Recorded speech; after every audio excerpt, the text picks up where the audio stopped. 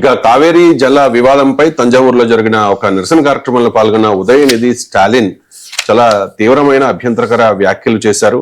త్రిషాకు సంబంధించి దీని మీద కేసు కూడా నమోదైంది. ఆయన అరెస్ట్ అయ్యారు, ఆ తర్వాత విడుదలయ్యారు. ఇప్పుడు జరుగుతున్న చర్చ ఉదయనిధి స్టాలిన్ అంటే భవిష్యత్ సీఎం గా డిఎంకే నేతలు చెప్పుకుంటూ ఉన్నారు. మరి గతంలో పళనిస్వామి విషయంలో, శశికళ విషయంలో, ఇప్పుడు త్రిష విషయంలో ఆయన ఎందుకు పదే పదే ఇటువంటి వ్యాఖ్యలు చేస్తూ ఉన్నారు అనేది కూడా పెద్ద ఎత్తున జరుగుతున్న చర్చ. అంటే ఉదయనిధి స్టాలిన్ గత అనుభవాల నుంచి పాఠాలు నేర్చుకోరా అని చెప్పి చాలా మంది విశ్లేషకులు క్వశ్చన్ చేస్తూ ఉన్నారు. సనాతన ధర్మం మీద కూడా చాలా దారుణంగా, సనాతన ధర్మం అంటే ఒక వైరస్ లాంటిది అంటూ అప్పట్లో ఎలక్షన్స్ కు ముందే ఆయన చేసిన వ్యాఖ్యలు ఖచ్చితంగా ఫలితం అనుభవించింది డిఎంకే కూడా. సో ఏంటి ఉదయనిధి స్టాలిన్ పాఠాలు నేర్చుకోరా? ఇప్పుడు ఉదయనిధి స్టాలిన్ వ్యవహారం రాజకీయంగా డిఎంకే టీవీకే పార్టీ మధ్య పెద్ద దుమారం రేపింది. ఉదయనిధి స్టాలిన్ ఇప్పుడు అక్కడ వాళ్ళ డిఎంకేకి సంబంధించి ప్రతిపక్ష నేత, అంతకుముందు డిప్యూటీ సీఎం అక్కడ. అలాంటి ఉదయనిధి స్టాలిన్ తనయుడు చేసిన వ్యాఖ్యలు ఖచ్చితంగా ఆమోదయోగ్యమైన వ్యాఖ్యలైతే కావాలి. కానీ ఇప్పుడు ఏమంటున్నాడు, హక్కులు, విజయ్కి అహంకారం ఎక్కువ, మానవ హక్కులు హరిస్తున్నాడు, అప్పుడులే రెండో మనిషి బయలుదేరాడు అని స్టాలిన్, మాజీ సీఎం స్టాలిన్, ఉదయనిధి స్టాలిన్ అందరూ మాట్లాడుతున్నారు. మరి ఉదయనిధి స్టాలిన్ మాట్లాడిన వ్యాఖ్యలు కరెక్టా కాదా అనేది ఇప్పుడు మాట్లాడదాం. ఫస్ట్ ఏమన్నాడు, తంజావూరులో కావేరీ జలాల సమస్యలపై జరుగుతున్న డిఎంకే నిరసన సభలో విజయ్ని డమ్మీ సీఎం అని ఒక కామెంట్ చేస్తే సభలో కొందరు త్రిష అని అరిచారు కార్యకర్తలు. ఆయన నవ్వుతూ కావేరీ నీళ్లు వచ్చినా రాకపోయినా, కావేరీ నీళ్లు వచ్చినా రాకపోయినా ఆ నీళ్లు రావాలి అని అన్నాడు. అది కరెక్ట్గా ఆలోచిస్తే ఎంత ఎంత ద్వంద్వార్థం ఉందండి అందులోనే, ఎంత డెరిగేటర్గా మాట్లాడాడు. నీకు విజయ్పై కోపం ఉంటే నువ్వు ప్రతిపక్ష నేతవో లేదంటే అసెంబ్లీ ఫ్లోర్ లీడరో విజయ్పై మాట్లాడు, కానీ త్రిష వ్యవహారాన్ని మళ్ళీ ఎందుకు లాగుతావు? ఇదే త్రిష పైన తమిళనాడు బీజేపీ అధ్యక్షుడు నాగేంద్రన్ వ్యాఖ్యలు చేయటం, మళ్ళీ ఆయన క్షమాపణ చెప్పిన నేపథ్యంలో అది పెద్ద దుమారం అయిపోయింది. ఈ పరిస్థితుల్లో మళ్ళీ త్రిష మీద ఈ విధంగా మాట్లాడటం అనేది 100% ఉదయనిధి స్టాలిన్ది తప్పే. మధ్యలో త్రిషను ఎందుకు లాగా, ఒక మహిళని కించపరచటమే. నేను చెప్తున్నా కదా, ఒక మహిళ శీలాన్ని కూడా కించపరచటమే ఈరోజు చాలా తప్పుడు మాట అది ఉదయనిధి స్టాలిన్ది. రెండోది మనం చూస్తే గతంలో ఆయన చేసిన కొన్ని వ్యాఖ్యలు, సనాతన ధర్మాన్ని ఆయన డెంగ్యూ, మలేరియా, కరోనాతో నిర్మూలించాలి అని అన్నాడు.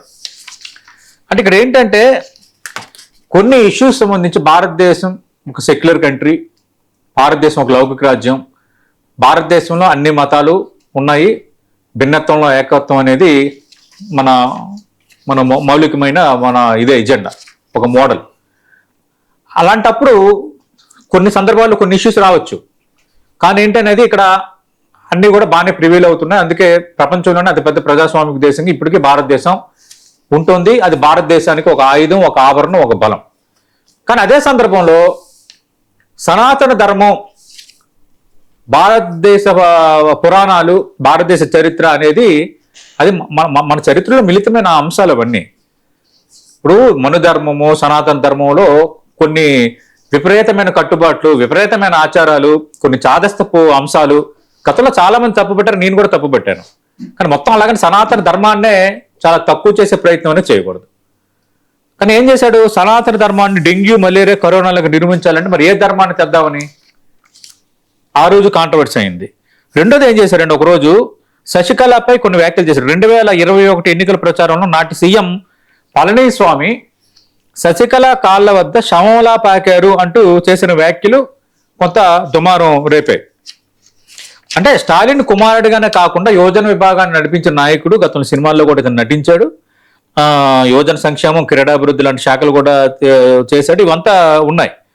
అంటే నేను కావేరీ నీళ్లు గురించే మాట్లాడుతున్నానని సర్ది చెప్పే ప్రయత్నం చేసినా నువ్వు డమ్మీ సీఎం అవటం, మీ కార్యకర్తలు త్రిష అనటం, కావేరీ నుంచి నీళ్ళు వస్తాయి కానీ అక్కడి నుంచి నీళ్లు రావంటే అది మరీ అర్థం చేసుకోవాలని అంత అవివేకము, వివేచన లేకుండా ప్రజలు లేరన్న విషయాన్ని ఉదయనిధి స్టాలిన్ గుర్తించాలి.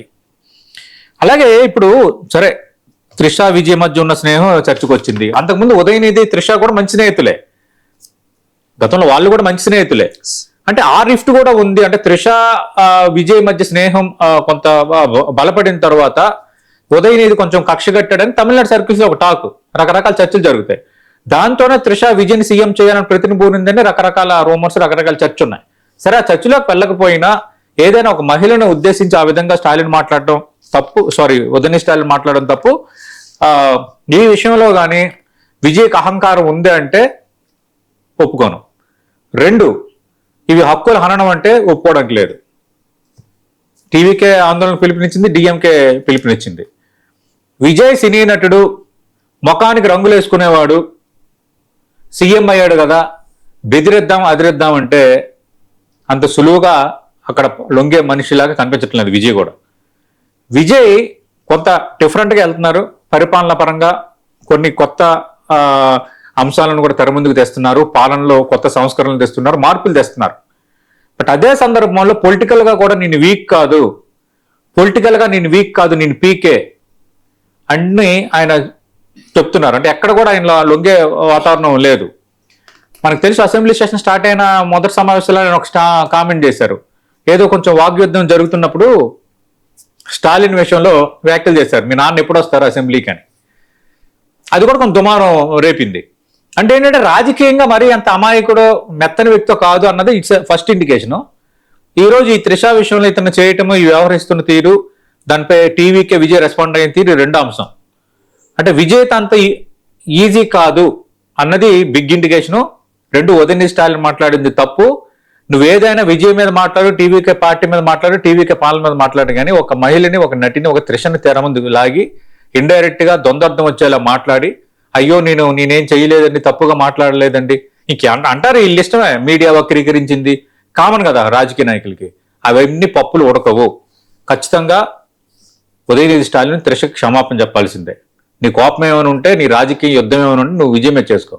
అనవసరంగా త్రిషని కానీ విజయ్ ఫ్యామిలీ మెంబర్స్ని కానీ లాగడం చాలా తప్పు అవుతుంది.